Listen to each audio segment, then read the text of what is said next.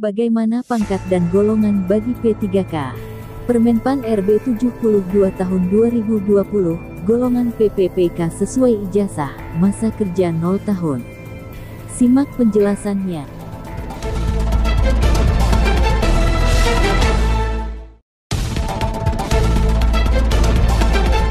Salah satu regulasi yang dibutuhkan dalam proses pengangkatan PPPK pegawai pemerintah dengan perjanjian kerja, hasil rekrutmen Februari tahun 2019 sudah diterbitkan, yakni Peraturan Menteri Pendayagunaan Aparatur Negara dan Reformasi Birokrasi Permenpan RB Nomor 72 Tahun 2020.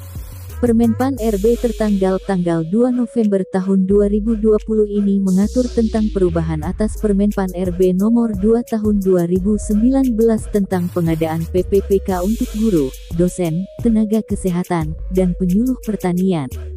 Permenpan RB Nomor 72 Tahun 2020 ini hanya memuat beberapa pasal perubahan dari regulasi sebelumnya. Salah satu yang menarik perhatian adalah ketentuan dalam pasal 20B. Pasal ini menyebutkan PPPK yang telah diangkat diberikan gaji berdasarkan golongan dengan masa kerja 0 tahun setelah perjanjian kerja ditandatangani. Golongan gaji ini termuat dalam lampiran Permenpan RB tersebut. Sebagai contoh jabatan PPPK guru, jenjang jabatan ahli pertama. Bila jenjang pendidikannya D4 atau S1 linear maka golongan gajinya IX atau setara 3 APNS. Sedangkan bila ijazahnya S2 linear, golongannya X atau 3B. Begitu juga tenaga kesehatan dengan jabatan perawat, jenjang jabatan terampil dengan pendidikan D2 linear golongannya V atau 2 BPNS. Pendidikan D3 linear golongannya 7 atau 2 CPNS. Bila perawatnya jenjang jabatannya ahli pertama, dengan pendidikan DIVS 1 linear maka golongannya IX atau setara 3 APNS. Kalau pendidikannya S2 linear golongannya X atau 3 BPNS. Untuk penyuluh pertanian dengan jenjang jabatan terampil, pendidikan SMA, sederajat dan DI linear golongannya V atau 2 APNS.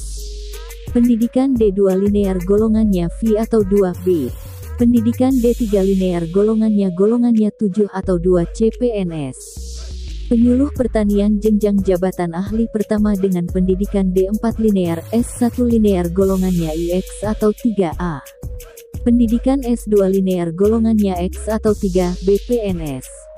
Pitkaro Humas Badan Kepegawaian Negara BKN Paryono mengungkapkan, ketika PPPK resmi diangkat, maka masa kerjanya dihitung 0 tahun. Namun, golongan gajinya disesuaikan dengan jenjang jabatan dan pendidikan. Ia memang 0 tahun saat PPPK mulai bekerja dan dikontrak seperti isi Permenpan RB Nomor 72 Tahun 2020 itu, kata Paryono kepada jpnn.com, Selasa, 10/11. Ketentuan ini cukup aneh dirasakan honorer K2 yang lulus PPPK. Mereka membandingkan dengan rekrutmen CPNS 2018 dari honorer K2. Masa kerja honorer K2 tetap diperhitungkan walaupun ada pemotongan sekitar 2 tahun. Menjawab ini Paryono membenarkan bila dalam rekrutmen CPNS 2018 dari honorer K2 memang ada perhitungan masa kerja. Kalau CPNS begitu bila direkrut dari honorer atau BUMN. Namun tidak semua BUMN diperhitungkan masa kerjanya saat masuk CPNS. Semoga informasi ini bermanfaat. Bantu kami dengan like dan subscribe, agar channel YouTube Bu Guru Dacil Bunda Rakila lebih berkembang. Jangan lupa nyalakan lonceng notifikasi, agar tidak tertinggal berita terbaru selanjutnya. Terima kasih.